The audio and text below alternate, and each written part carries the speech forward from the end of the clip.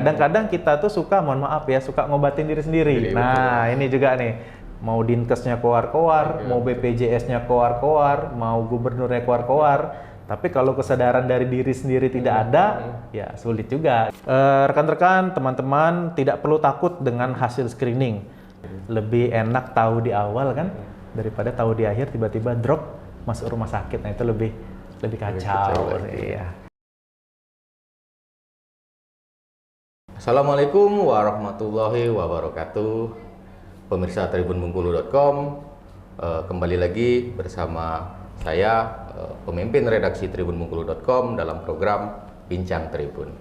Hari ini kita sudah bersama Dr. Iksan Kurniawan, Kepala Bagian PMU BPJS Kesehatan Kantor Cabang Bengkulu, yang hari ini akan menjelaskan apa itu program promotif dan preventif dari BPJS Kesehatan Bengkulu. Langsung saja kita sapa. Assalamualaikum warahmatullahi wabarakatuh. Waalaikumsalam warahmatullahi wabarakatuh. Alhamdulillah sehat.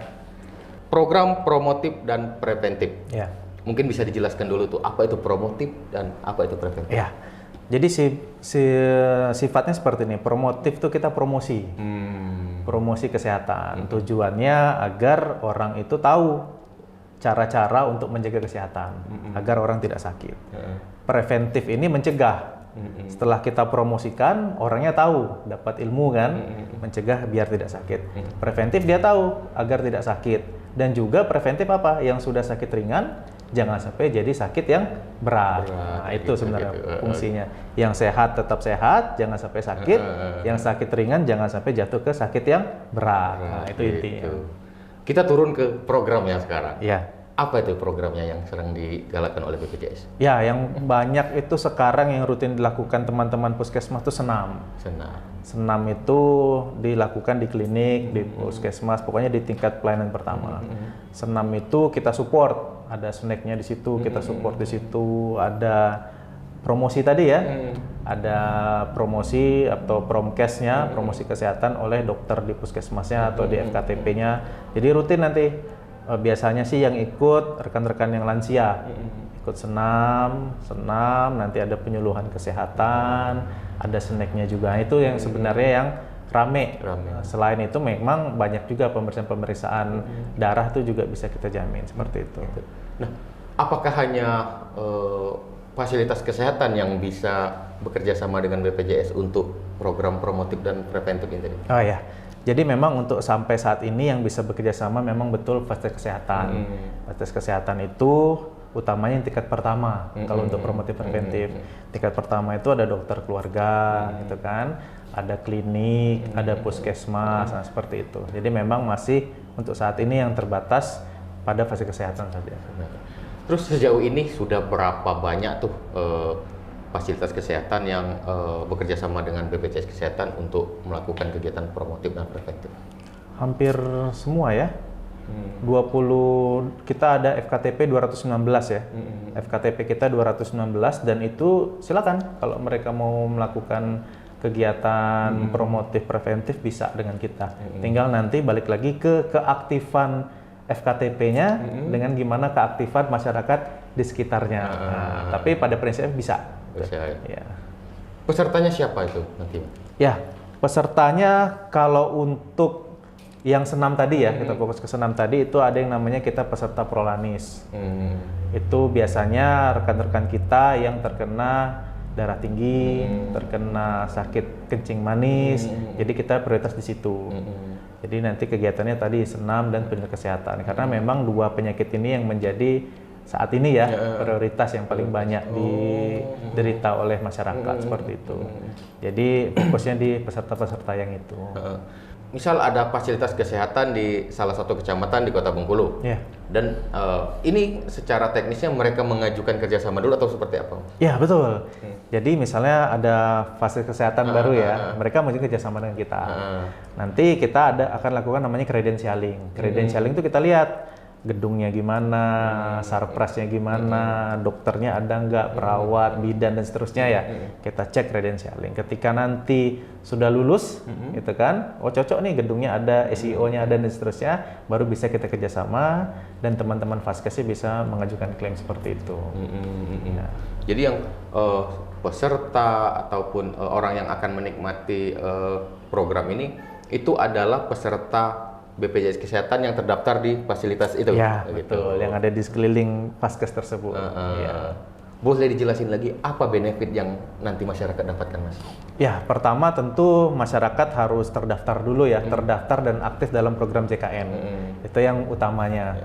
Jadi harapannya bagi masyarakat yang belum terdaftar menjadi peserta JKN ataupun mungkin tidak aktif, itu bisa segera mengusulkan atau mendaftar ke JKN. Nah, benefitnya tentu banyak, bukan hanya promotif preventif saja kan. Kalau udah ngomong JKN sampai pengobatan itu pun kita jamin seperti itu. Tapi kalau fokus ke kegiatan promotif preventif ya mereka bisa ikut kegiatan senam, penyuluhan kesehatan, bisa periksa kesehatan di puskesmas, tidaknya kayak orang darah tinggi bisa periksa tensi yang kencing manis periksa gula darah. Bisa dapat obatnya juga, kalau kenapa-napa bisa dirujuk ke rumah sakit. Jadi benefitnya memang luar biasa besar seperti itu. Dan yang pastinya jangan kita fokus ke orang sakit saja gitu kan. Ya, betul. Tentu harapan kami bagi yang menonton podcast yang sehat ini juga ada yang namanya screening. Ya, betul. Screening kesehatan itu BPJS Kesehatan sudah support, ada linknya tuh. Iya, betul. Ada link screening. Jadi nanti yang sehat nih ya. Sering makan santan nggak? Sering minum manis nggak? Saya 2 tahun yang lalu sudah tuh, Mas. Ya, berat badan segala macam ditanya. Nanti muncul di situ. Oh Anda berisiko tinggi kencing manis misalnya. Nah, kalau kita udah screening kita tahu nih, berarti harus ngurangin makan manis. Paling tidak kontak ke petugas kesehatan. Agar apa? Yang sudah kan sakit ringan jadinya, jangan sampai masuk ke sakit berat. Nah, itu pentingnya screening tadi. Screening ini kan saya sudah lakukan 2 tahun yang lalu, dan memang hasil akhirnya ada kata-kata berisiko ini, gitu betul, kan, Mas? Betul. Nah, mungkin ini juga bisa mengajak masyarakat itu berpikirnya lebih jernih lagi dan bisa menerima kata-kata berisiko itu, Mas. Saya sendiri sebenarnya agak shock ketika mendengar kata Anda berisiko ini. Iya, gitu, betul. Nah, sebenarnya screening itu apa dan tujuannya itu apa sih, Mas? Ya. Ini biar masyarakat mau men-screening diri. Betul. Jadi sebelumnya kami sampaikan dulu mungkin ya, screening itu bisa lewat website. Jadi ketik aja di Google screening BPJS Kesehatan itu muncul. Atau bisa juga via mobile JKN aplikasi di Android maupun iPhone. Jadi bisa screening di situ. Di situ nanti ada pertanyaan tadi ya, suka makan manis dan segala macam itu. Nanti hasil muncul keluar. Anda tidak beresiko, Anda beresiko sedang, Anda beresiko tinggi. Kenapa itu penting? Karena kadang-kadang kita itu suka menyepelekan. Nah, itu susahnya masyarakat kita. Kadang-kadang tiba-tiba drop jatuh rumah sakit. Iya, betul. Nah, kita menghindari seperti itu. Jadi ketika kita tahu, saya berpotensi sedang nih, beresiko sedang, DM misalnya. Kita udah tahu nih, aduh bahaya nih. Harus mulai jaga kan, jangan sering makan yang manis. Dan yang paling penting kita langsung kontak ke petugas kesehatan.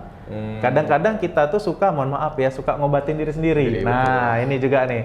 Kadang-kadang penyakitnya kita suka ngobatin diri sendiri. Bukannya nggak boleh, boleh. Tapi kami sarankan memang kontak ke petugas kesehatan. Yang jelas lah, dokter dan seterusnya. Agar apa? Nanti diperiksa di sana gitu kan. Perlu dapat obat nggak? Kalau dapat obat, dosisnya berapa? Karena seperti ini, Mas. Seperti DM dan HT ini kan sebenarnya saudara dia nih. Kencing manis dengan darah tinggi, hipertensi itu saudara. Nah, biasanya kalau udah saudara dua ini dia ngajak saudara yang lain. Apa saudaranya yang lain? Ada stroke, gagal ginjal, macam-macam tuh. Jantung. Nah, itu udah kawan-kawannya tuh.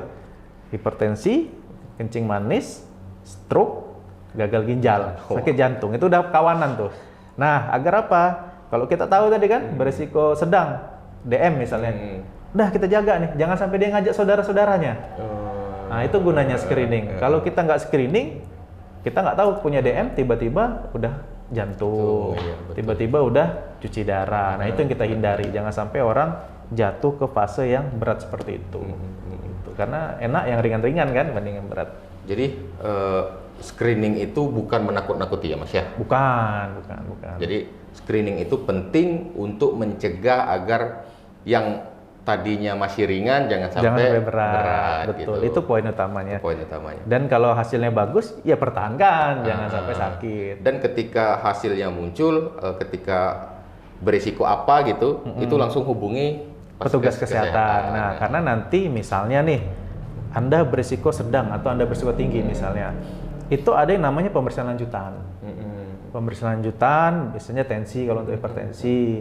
Kalau DM atau kencing manis ada pemeriksaan lanjutan namanya pemeriksaan gula darah.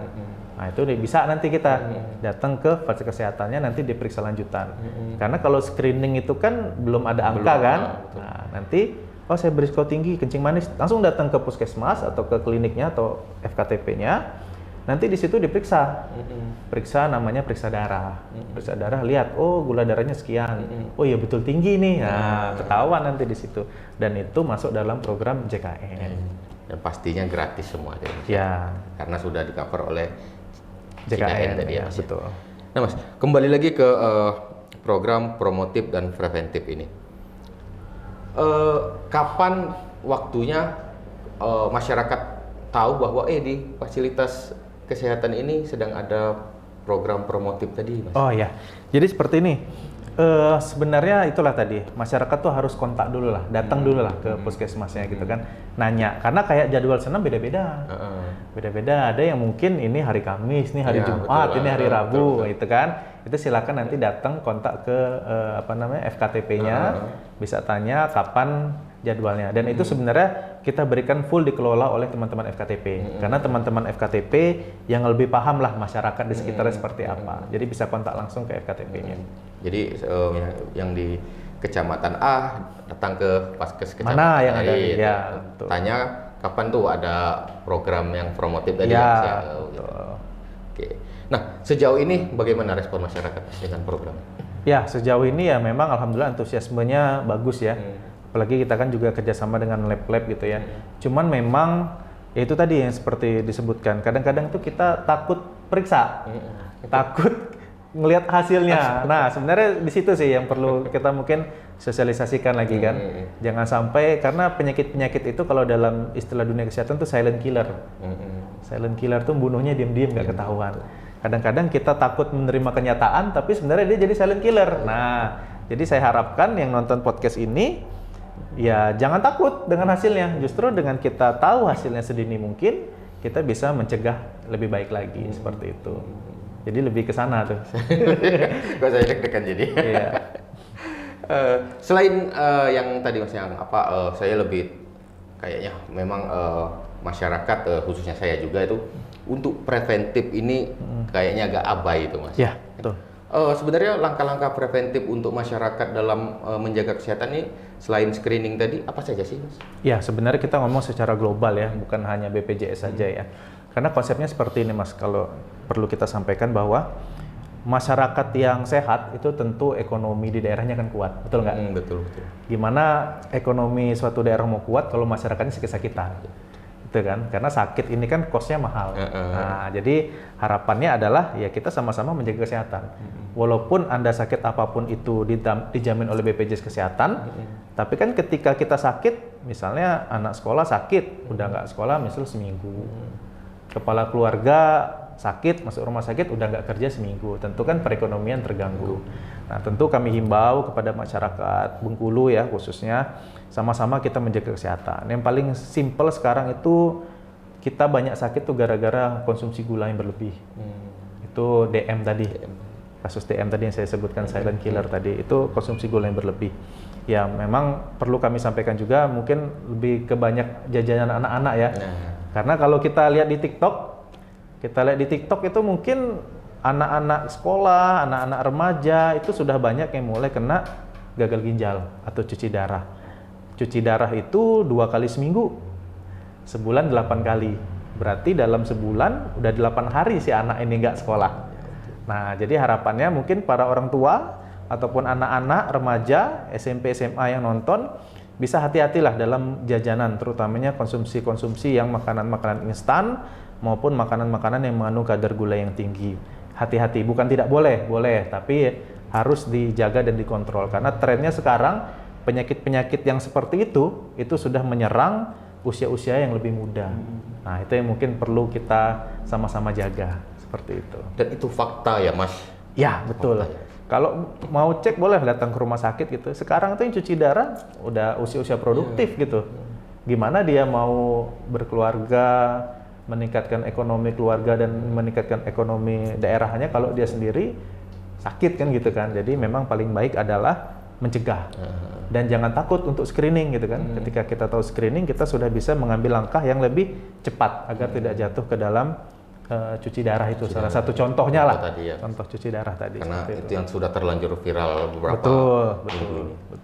Nah, untuk program promotif dan preventif selain tadi bersama FKTP, itu ke depan apa lagi yang akan diperluas? Ya, sampai saat ini memang promotif preventif itu kita di FKTP ya, belum ke rumah sakit ya, karena rumah sakit itu memang ranahnya adalah kuratif atau menyembuhkan.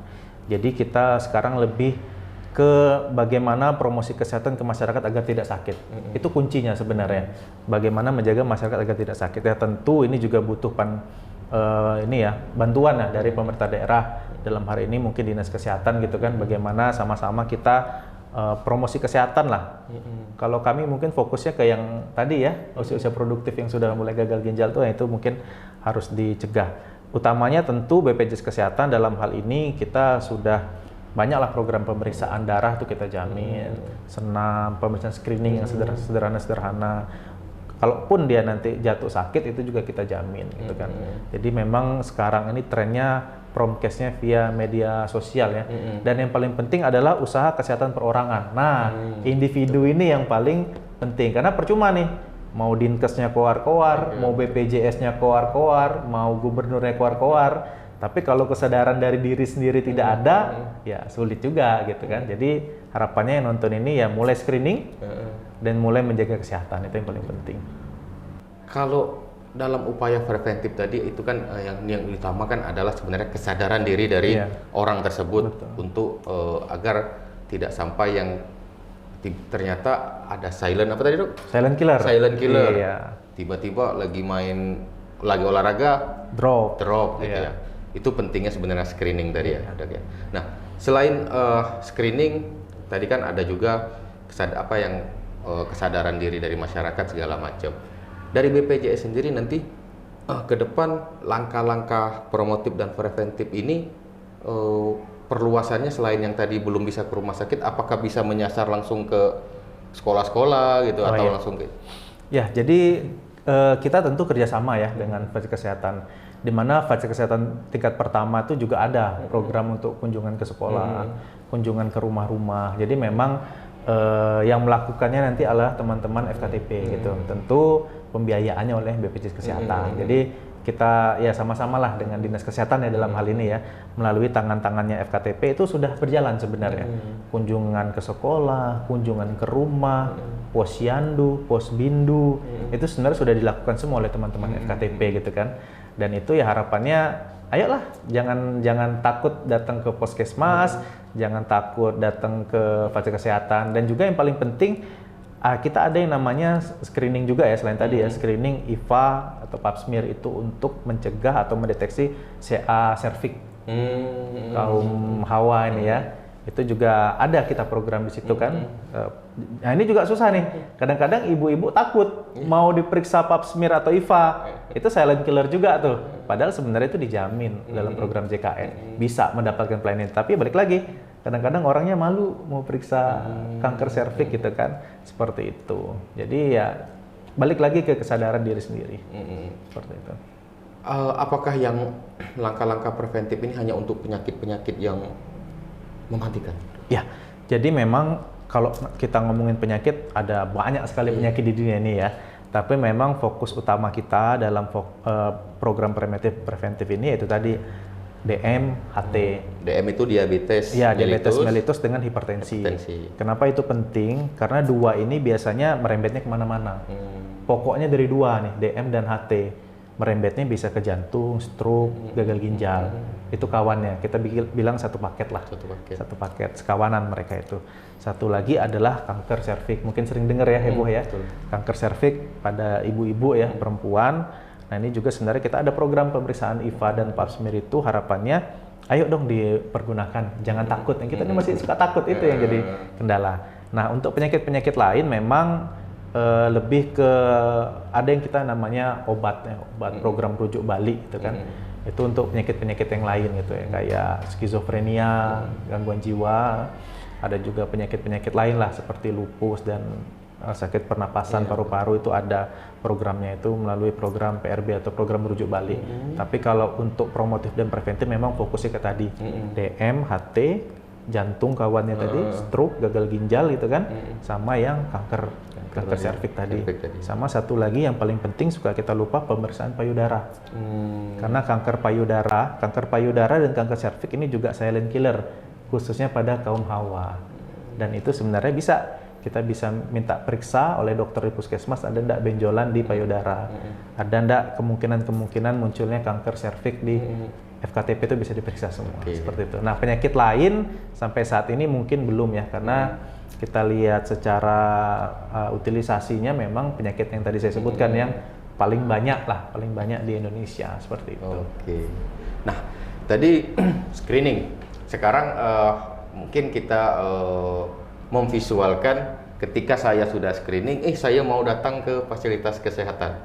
Itu saya ngelapornya seperti apa sih ke petugas kesehatannya? Jadi misalnya nih, saya aja deh contohnya, saya screening nih, ternyata hasil screening di HP itu muncul Anda berisiko tinggi diabetes misalnya. Langsung aja saya datang ke FKTP terdaftar di mana? Ya, di dekat rumah lah biasanya. Kita langsung datang nanti ke puskesmas. Nanti di puskesmas bilang aja sama dokternya, dok saya habis screening BPJS, hasilnya gini gitu loh. Nanti akan diperiksa oleh tenaga kesehatan di sana. Ketika nanti perlu diperiksa darah, akan diperiksa darah. Kalau mungkin nanti dinyatakan belum, ya belum gitu. Jadi ini tergantung kondisi medis lah penilaian dokter. Nanti diperiksa di sana. Kalau misalnya ini bisa nih ditangani di puskesmas saja, dalam tanda kutip mungkin masih ringan ya. Nanti akan mendapatkan obat dari puskesmasnya. Tapi kalau misalnya nanti ini udah berat ini Pak, misalnya gitu kan, udah berat ini Pak, nanti akan dirujuk ke rumah sakit. Yang mana rujukan itu kita sudah ada yang namanya rujukan online, jadi pakai HP juga gitu. Dirujuk ke rumah sakit, nanti tentu kalau di rumah sakit diperiksanya oleh teman-teman dokter spesialis di sana. Bagaimana terapi selanjutnya.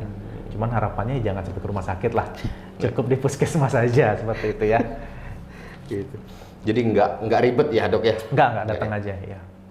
Oke, jadi itu pemirsa khususnya warga Provinsi Bengkulu, saya meresume pembicaraan ini tadi. Hal yang penting itu adalah screening. Setelah hasil screening keluar, datang ke fasilitas kesehatan tempat kalian terdaftar di JKN. Nanti setelah itu kalau ringan ya artinya tinggal menjaga kesehatan lagi ya dok. Tapi kalau nanti misalnya ada resiko harus minum obat, artinya nanti dapat obat gitu ya. Betul. Sesimpel itu sebenarnya. Betul sekali ya.